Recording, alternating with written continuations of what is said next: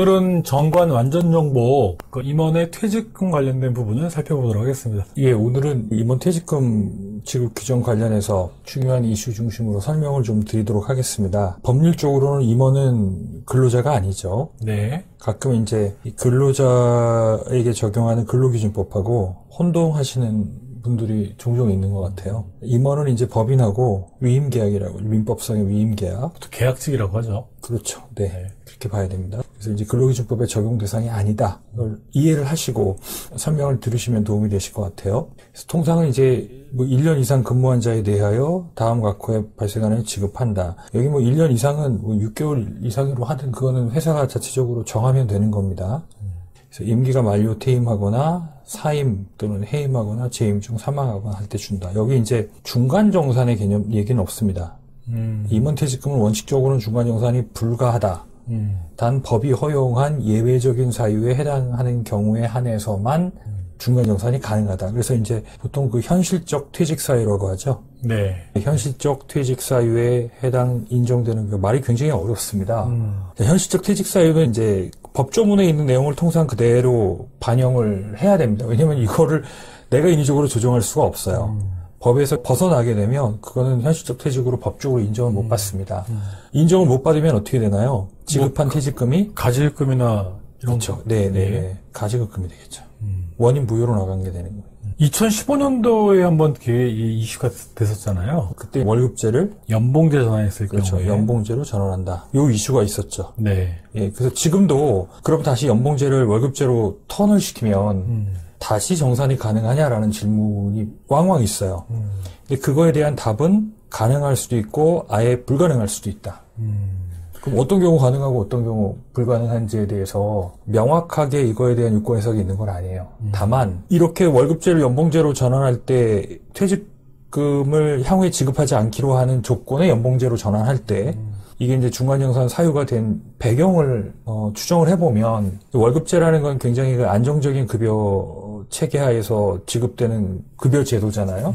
근데 이제 연봉제라는 거는 성과를 기반으로 해서 이제 측정되는 거기 때문에 그간에 쌓아놓은 연봉이 성과에 의해서 직전 연도 연봉이 떨어지게 되면 전체적으로 퇴직금이 반토막 날 수도 있잖아요. 그래서 이제 그걸 보호해주기 위해서 어쨌든 기존의 월급제 하에서 적립해온 퇴직금은 일단 다 지급할 수 있도록 그런 이제 입법 취지가 여기 녹아 들어가 있다는 거죠.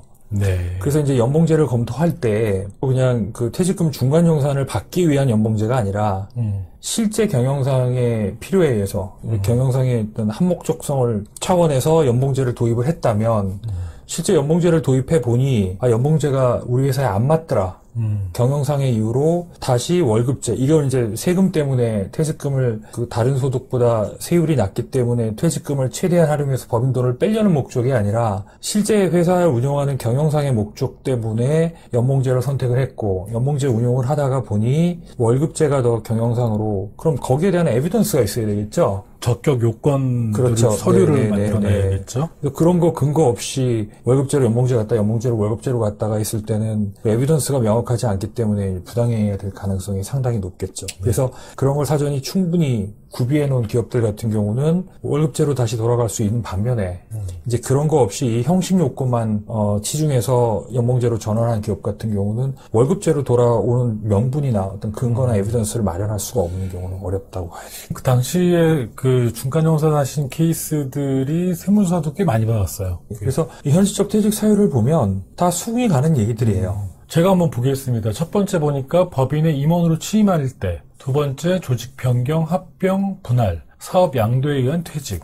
세 번째 1년 이상 주택을 소유하지 아니한 세대주인 임원이 주택을 구입하라는 경우, 그리고 3개월 이상의 질병 치료 또 요양을 필요로 하는 경우, 그리고 천재지변이나 그 밖에 재해를 입은 경우로 나와 있네요. 네. 네네. 그래서 요 내용 각각에 대해서 구체적인 설명을 드리긴 어려운데요. 좀 입법 보완이 돼야 될 부분들이 몇 가지가 있습니다. 근데 여기 이제 예를 들어 조직 변경 같은 경우는 여기서 말하는 조직이라는 건 이제 상법상의 조직을 말합니다. 회사는 크게 한 5가지가 상법상으로 구분이 될 수가 있어요. 주식회사가 뭐 유한회사 주식회사 있죠. 예, 유한회사가 있고 한명, 합자, 유한 책임회사. 예. 그래서 이제 이렇게 회사의 유형을 상법상의 유형을 변경을 할 때 그걸 이제 조직 변경이라고 하거든요. 근데 이제 이 조직 변경이라는 게 어떤 회사의 형태만 바뀌었지 실적으로 사업의 동질성은 계속 이어지고 뭐 이런 것 때문에 이 조직 변경이 중간 사유 요건에 해당이 안 된다라는 얘기도 있어요, 일부. 또 반면에 그게 조직 변경 사유에 해당이 된다라고 보는 얘기도 있고 해서 이 조직 변경을 실제 실행을 하고 퇴직금 중간 정산을 할 때는 반드시 국세청의 예규나 어떤 사전 질의를 통해서 어느 정도 법규에 대한 해석을 듣고 진행하시는 게 좋을 것 같다. 한번 질의하지 않으셨었나요? 제가 했을 때는 한 번은 가능하다. 또 한 번은 어렵다. 그 이유가 뭡니까? 그건 이제 모르겠어요. 같은 사안이었는데 조직 변경을 법문에 충실하게 해석한 데는 가능하다. 근데 그 조직 변경이 어쨌든 사업의 동질성이 그대로 이어지는 거라면 똑같다면 형식적인 변경이라서 상호 변경에 준하는 걸로 봐서 해당이 안 될 수도 있다. 물론 인터넷 질의였지만 그 담당자마다 사안을 그렇게 달리 그렇군요. 해석한 측면이 있다라는 좀 말씀드려야 될 것 같아요. 뭐 나머지 같은 경우는 주택, 무주택 세대주 같은 경우는 주택을 구입할 경우에 이것도 이제 논란의 여지가 있는 게, 자, 이거를 이제 사실 이 제도를 만든 거는 보통 이제 우리가 주택을 구입할 때 들어가는 목돈이 있잖아요. 근로자 같은 경우 보통 뭐 퇴직금이 부장으로 퇴직을 하더라도 뭐 1억, 2억 넘기가 어려운 경우도 많이 있으니까요. 네. 근데 이게 임원은 퇴직금 중간 정산하면 이게 몇십억이 되잖아요. 네네. 많게는. 근데 이제 그렇게 몇십억을 받는 분이 무주택 세대일 가능성이 크진 않겠지만, 네. 만약에 무주택 여건이 돼서 이 집을 구입하는데 그 큰 돈이, 그러면 실질적으로 그 돈이 주택을 구입하는데 투자됐다라는 게 필요하잖아요. 그럼 예를 들어 집은 한 5억짜리 샀는데 퇴직금은 한 25억을 받았다. 그런 경우 또 어떻게 할 거냐. 이런 이제 여러 가지 좀 문제들이 있을 수 있어요. 여지가 있다. 예. 그다음에 이제 3개월 이상의 질병 치료를 요한다. 이 부분도 마찬가지입니다. 이제 3개월 요양이라는 게 병원에서 어떤 진단서로 이 사람은 3개월 요양이 필요합니다. 이런 건 아니에요. 통상 우리가 이제 세법에서 말하는 이제 그런 중대한 질병, 대표적인 게 뭐 암 등등. 그래서 이건 연말정산할 때도 중대 장애로 보고 진단서를 끊어주지 않습니까? 그러면 세법에서는 장애인 공제를 받을 수 있는. 그래서 이제 그런 형태의 어떤 질병에 본인이 노출이 되고, 어쨌든 3개월 이상은 내가 요양을 했다라는 에비던스가 필요하겠죠. 네. 질병 치료나. 그러면은 요양을 했다고 하면서 급여는 정상적으로 다 받았다. 그러면 앞뒤가 안 맞잖아요. 그렇죠. 전에 말씀드렸듯이 법적으로는 휴직을 하고 또 그 휴직 급여에 준하는 급여 규정에 따라서 휴직 급여를 받고 하는 이제 그런 정도의 에비던스가 좀 필요하지 않을까 하는 생각이 듭니다. 중간 정산후 퇴직금 계산은 이제 퇴직금을 중간 지급받는 임원이 퇴직한 경우 퇴직금을 중간 정산하여 지급받은 다음 날부터 퇴직 전날까지 퇴직금을 지급하는 걸로 한다 이런 부분이고요. 자, 근속 연수의 계산 이거는 통상 이제 보통 우리가 무보수 기간 있잖아요. 네네. 예, 무보수 기간이 포함되냐 안 되냐. 포함되지 않나요? 그래서 이거는 이제 사실 사실관계는 이렇겠죠. 이게 경영상의 이유가 아니라 뭐 예를 들어서 텍스 조절 때문이라든가 세금 조절, 그 다음에 이제 실제 비상근이었기 때문에 뭐 이럴 수 있잖아요. 이런 사유일 때는 이게 근속기간으로 카운팅 될 수 있느냐에 대해서 약간 주관적인 판단을 할 수도 있다는 거죠. 네네. 예. 결국 문제는 뭐 실질의 문제지 않을까 싶네요. 실질로 보면 될 것 같아요. 네.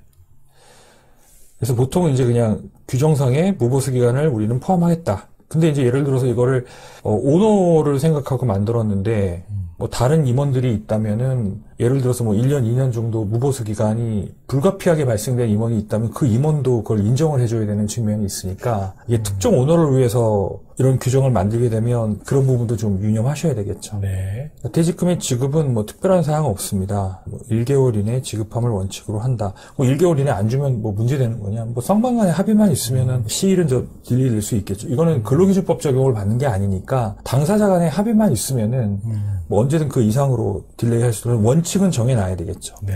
또한 현금 지급을 원칙으로 하지만 서로 간에 동의가 있을 때는 재고자산이나 유가증권, 고정자산, 보험금으로 할 수 있다. 다만 상증법상으로 이제 임원은 퇴직 후에 3년까지도 특수관계인에 해당이 되기 때문에 특수관계인 간에 뭔가 거래를 할 때는 이 시가 기준이 되게 중요합니다. 문제는 이제 이게 줄 수는 있는데 평가를 정확하게 한 거냐. 네. 뭐 5억 원짜리 벤츠를 3억 원에 준다든가, 뭐 10억짜리 건물을 7억에 준다든가, 15억에 준다든가 이런 식의 이제 이익 분여가 일어나면 안 되겠죠. 네, 맞습니다. 맞습니다. 지급의 제한은 고의나 중대 과실로 인해서 손실을 끼쳤을 경우에 보류할 수 있다. 근데 가끔 이제 오너분들이 이거 나한테 불리한 규정이니까 빼자라고 얘기해요. 근데 저는 개인적으로 그건 의미가 없다고 봐요. 왜냐하면 이제 진짜 오너라도 회사에 치명적인 손실을 입혔어요. 근데 퇴직금을 다 챙겨간다? 이거는 뭐 사회적으로도 지탄을 받겠지만 공무원들도 이런 사안을 가볍게 넘기지 않을 거거든요. 그래서 조금 더 이 규정이 객관성이고 중립적이고 가치 중립적이라는 것들을 어필하고 싶다면 이런 규정은 꼭 넣어야 되지 않을까 싶은 생각이 듭니다. 나한테 불리하다고 뺄 게 아니고요. 그렇죠. 네. 자, 퇴직금의 계산은 보통 이제 우리가 세법에서는 경제적 합리성을 많이 언급을 하는 것 같아요. 건전한 상관행이라든가 사회적 통념이라는 표현을 많이 씁니다. 제일 많이 나오는 단어죠. 예. 을 근거로 한 경제적 합리성을 근거로 한다. 네. 그럼 이제 경제적 합리성의 이 어떤 그을 반영하고 있는 사례를 크게 두 가지로 보면 그냥 공이 나는 다 고생하니까 공이 3배로 하겠다. 또는 이제 근속별로 또는 직급별로 차등화하겠다. 이건 충분히 납득이 가능한, 논리적으로 설득이 가능하고 공감이 되는 그런 이제 경제적 합리성이 반영된 지급 기준이겠죠? 네. 그래서 이거는 판단해서 일괄적인 배수를 적용할 거냐 아니면은 근속과 직급에 따라서 차등화할 건지는 이제 기업의 상황에 맞게끔 선택을 하면 되는 거죠. 여기는 지금 3배수로 되어 있는데 지금 2020년 1월 1일부터는 2배수로 조정이 됐잖아요. 근데 그 조정이 된 거는 네. 실제는 우리가 정관상에 있는 지급 배수대로 지급을 하게 되면 정관상에 있는 정관이 어떻게 보면 에비던스잖아. 그냥 에비던스가 아니죠. 이건 주주와 주주총회 특별 결의를 거쳤고요. 또 상관행에 부합하는 에비던스라고 한다면 이건 법인에서는 다 비용 처리해 줍니다. 그러니까 법인세 관련된 그렇죠. 법인세 부분에서는 다만 이걸 지급받는 개인 소득자 입장에서는 퇴직소득이 다른 소득에 비해서 메리트가 많잖아요. 네. 분류과세가 되고 네. 뭐 사대보험료 포함이 안 되고 하는 그러니까 개인이 누릴 수 있는 그런 절세 혜택을 누리기 위해서는 이걸 퇴직소득으로 인정받아야 되는데 법인에서는 이걸 퇴직금으로 다 주더라도 받는 사람 입장에서는 이제 2020년도부터는 2배수까지만 네. 퇴직소득의 인정을 받게 되는 거니까 2022년도 이후부터는 정관상의 3배수로 하더라도 총 퇴직금은 3배수로 받지만 2020년도 적립분부터는 이제 2배수에 상당하는 퇴직금만 퇴직소득으로 인정받게 되는 거예요. 나머지는 뭐가 되겠어요? 근로소득으로 인정받게 되는 거죠. 근데 여기 지금 2배수로 안 하시고 3배수로 하신 이유가 있나요? 자, 그것도 판단을 해볼 필요가 있어요. 예를 들어서 2020년도부터 1배수가 근로소득이 되는 겁니다. 네. 자, 근로소득하면 무조건 세금이 많다 이렇게 생각을 해요. 네. 근데 이렇게 퇴직금을 지급할 때 퇴직소득 한도를 초과해서 지급하는 근로소득은 이거는 비용 처리되는데 문제가 없어요. 그렇죠. 그런데 우리가 그런 게 아니고 뭐 일반적으로 크게 경영상의 어떤 변화가 없는데 갑자기 뭐 급여를 1억 주다가 3억으로 올린다든가 이런 것들이 이제 다 부당행위가 될 수 있거든요. 그러면 개인은 소득세를 부담하면서 소득이 늘어나지만 예를 들어 가압승계 이슈를 안고 있는 기업들 같은 경우는 이렇게 이제 근로소득이 더 발생됨으로 인해서 주가의 손익가치가 더 떨어져서 그 손익가치 하락으로 인한 이제 주식 이동에 따른 비용을 더 절감할 수 있다면 근로소득이 발생돼서 늘어나는 조세 비용보다 내가 주식 가치를 떨어뜨려서 얻게 되는 편익이 훨씬 크다면 근로소득 발생하는 배수로 갈 수도 있는 거죠. 그러니까 그때 퇴직금을 지급하는 시점에서의 상황이 어떠하냐에 따라서 그렇죠. 예. 이 부분에 대한 선택을 그렇죠. 하는 게 맞다는 예. 그리고 근로소득 세금을 많이 내더라도 비용 처리가 되기 때문에 법인세율 구간이 22% 구간인 법인들 같은 경우는 20% 세금을 덜 내기 때문에 사실 실질적으로 납부하는 세금은 절반밖에 되지 않아요. 그렇죠. 그래서 이거는 예. 뭐 획일적으로 그렇게 볼 게 아니라 향후의 기업의 어떤 승계구도, 출구구도나 아니면 이제 그 시점의 법인세 현황이라든가 이런 걸 보고 판단해. 그리고 늘렸다가 줄이는 거는 명분이 있잖아요. 예, 뭐 경영상의 이유로 우리 좀 줄이겠다. 여러 가지. 근데 이렇게 줄였다가 이거 갑자기 필요에 의해서 늘려버리는 거는 아무래도 보는 시각에 따라서는 이걸 부당행위로 볼 가능성이 높으니까. 네. 예, 그런 의미에서도 지금 배수를 좀 높여놓는 게 좋을 것 같습니다. 네, 오늘은 임원에 대한 퇴직금 지급 규정에 대해서 살펴봤습니다. 다음 시간이 마지막 그 정관 완전 정복 시간이 될 것 같은데 다음 시간에는 유족 보상금에 대해서 살펴보도록 하겠습니다. 오늘 강의 감사드립니다. 네.